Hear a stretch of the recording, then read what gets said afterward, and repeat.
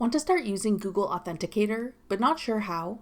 I'm Jessica, and in this video, I'll show you how to download and install the Google Authenticator app. Note that this video will demonstrate on iPhone, but written instructions for both Android and iOS will be listed in the description box. Now let's get started. To download Google Authenticator, first open the App Store. Go to the Search tab.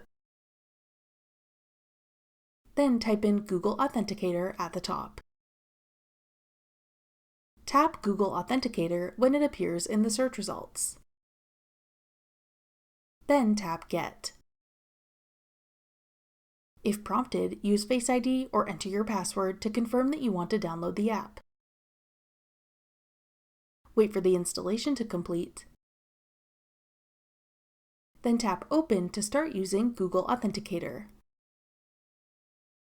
That's all it takes to download Google Authenticator.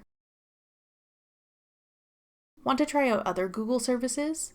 Check out this tutorial next. Click the video on your screen now to watch. Thanks for watching. If you found this video helpful, we'd love it if you'd hit the like button below and subscribe to our channel.